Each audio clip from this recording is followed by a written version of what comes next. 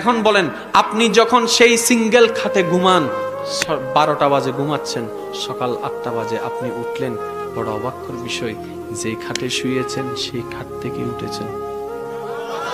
এবার আপনি আয়নাতে ব্রাশ করতে করতে আয়নার সামনে সামনে নিজেকে একটু ভাবতে লাগলেন, আমি ঘুমাই গেলে লুঙ্গির খবর থাকে না, আমি ঘুমাই গেলে পাশের খবর থাকে না, আমি ঘুমাই গেলে অ্যালার্মের কোনো খবর থাকে না। কিরে ভাই, আমি তো ডান কাতও হয়েছি বাম কাতও হয়েছি, 12টায় ঘুমাইয়েছি ডান কাতে, সকালে উঠেছি তখন বাম কাতে, তার মানে আমি রাতভর ডান কাত বাম কাত ডান কাত বাম কাত হয়েছি। আমার তো সেন্স কাজ করে নাই আমি কতটুকু কাত হয়েছি। কিরে, আমি পড়লাম না কেন, আমি পড়লাম না কেন, আমি পড়লাম না কেন, সিঙ্গেল খাট থেকে আমি পড়লাম না কেন, সিঙ্গেল খাট থেকে আমি পড়লাম না কেন। ভাবতে ভাবতে ভাবতে তারপরে সেই রুমের মধ্যে সিসি ক্যামেরা লাগাইলো, সিসি ক্যামেরা লাগাইছে নিজেকে পর্যবেক্ষণ করার জন্য। পরের দিন সে দেখতে পাই 12টা বাজে ডান কাত, 1:30টা বাজে বাম কাত, 2টা বাজে সোজা, 3টা বাজে আবার বাম কাত। অতটুক কাত হয় যতটুক কাটের শেষ সীমা, এর বাইরে সে যায় না। সেন্স কাজ করে না সত্য, বিবেক কাজ করে না সত্য, ঘুমের ভিতর সে আত্মহারা হয়েছে, কাট থেকে পড়ে না। এবার মন উত্তর দেয়, কেমনে সম্ভব? এবার মনে বলে, যে আল্লাহকে তুই ভুলে গিয়েছিস ডাকতে, ওই আল্লাহ তোর যত্ন নেওয়া ভুলে নাই রে বান্দা, ভুলে নাই, ভুলে নাই, ভুলে নাই। আর আল্লাহও চায় আপনি আপনারা ছোট করেন। আল্লাহর এটা দেখতে বড্ড ভালো লাগে যে আমার বান্দা ছোট হয়ে থাকতে চায়।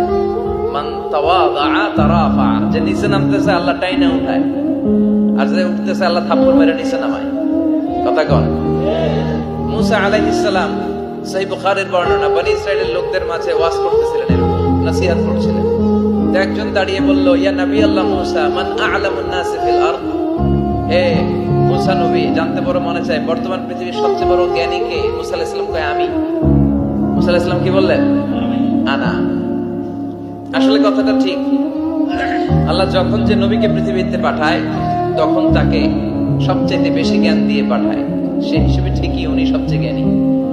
কিন্তু উনি এইভাবে নিজেকে সবচেয়ে বড় জ্ঞানী বলে দিবে, এটা আল্লাহর পছন্দ হয় না। আল্লাহ চেয়েছিলেন মুসা আলাইহিস সালাম যেন বলে আল্লাহু আ'লাম, আল্লাহই জ্ঞানী। সুবহানাল্লাহ কইবেন না? কিন্তু তা না করে উনি কি করলেন? যখন বলল সবচেয়ে বড় জ্ঞানী কে, উনি হুট করে কি বলে ফেললেন? আনা, আমি। আল্লাহ এটা পছন্দ করেনি। আল্লাহ ডেকে বললেন, মুসা, ইউ আর অ্যাবসলিউটলি রং, তুমি ভুল করেছো, তুমি সবচেয়ে জ্ঞানী নও, তোমার চেয়ে বড় জ্ঞানী আছে। বান্দা আইস না, একবার আয়, একবার আয়, একবার আয়, একবার আয়, একবার আয়, একবার আয়। এবার বান্দা বলে, আল্লাহ 1 বছর নয় 2 বছর নয়, আমি আমায় অনেকটা বছর, আমি 5 ওয়াক্ত নামাজ পড়ি নাই, 5 ওয়াক্ত নামাজ না পড়ে গুনাহ করেছি, মিথ্যা কথা বলে গুনাহ করেছি, কলেজের মধ্যে গিয়ে গুনাহ করেছি, ভার্সিটিতে গিয়ে গুনাহ করেছি, মোবাইলের মধ্যে গিয়ে গুনাহ করেছি, প্রেম করে গুনাহ করেছি। মাওলা গো, গুনাহে ভরপুর আমি, গুনাহে ভরপুর আমি, গুনাহে ভরপুর আমি, গুনাহে ভরপুর আমি, গুনাহে ভরপুর আমি। মাওলা, তোমার দেওয়া নিয়ামত খেয়েছি, তোমার দেওয়া নিয়ামত রিজিক খেয়ে দেহটাকে শক্তিশালী বানিয়ে তোমার জমিনে দাঁড়িয়ে তোমার হুকুম অমান্য করেছি, তোমার নবীর হুকুম অমান্য করেছি। ও মাওলা, ও মাওলা, আমার তো বড় লজ্জা লাগে। একটা ভুল করলে কারো সামনে যাওয়া যায় না, মাথা নিচু করে রাখতে হয়। আমি তো 1000টা ভুল করেছি মাওলা। ও মাওলা, আমি কোথায় যাব? ও মাওলা, আমি কোথায় যাব?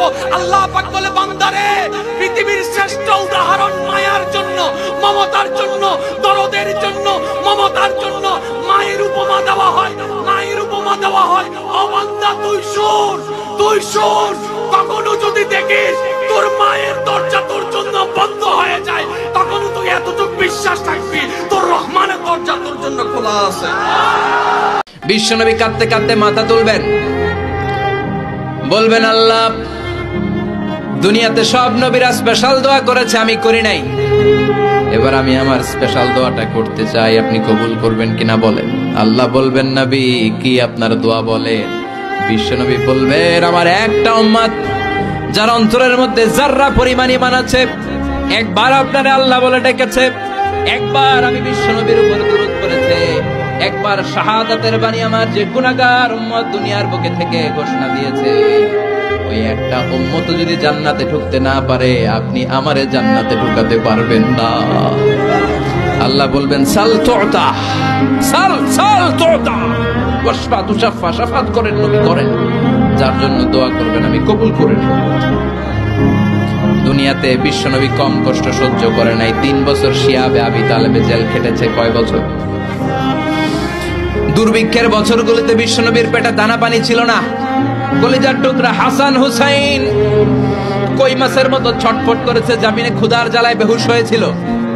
বিশ্বনবী যদি ওই স্পেশাল দোয়াটা করতেন, জান্নাত থেকে খাবারের বস্তা পাঠায় দিত কে? ওই দোয়া করছিলেন? জেলখানায় আল্লাহরে বলছিলেন, আল্লাহ স্পেশাল দোয়া করলাম, জেল থেকে মুক্ত করে দেন, করছিলেন? যুদ্ধের ময়দানে নিজের দাঁত ভেঙেছে, উহুদের ময়দান সাক্ষী, বিশ্বনবীর মুবারক রক্তে উহুদের ময়দান রঞ্জিত হয়েছে। সেদিনও বিশ্বনবী ওই দোয়াটা করে নাই। চিল্লায় বলেন ঠিক কিনা? তায়েফের ময়দানে বিশ্বনবী কয়েকটা জায়গায়, 3 জায়গায় বেহুশ হলেন। বিশ্বনবীর মুবারক দেহ বেয়ে রক্ত ঝরলো। ওই কঠিন বিপদের দিনও বিশ্বনবী এই দোয়াটা করেছেন নাকি?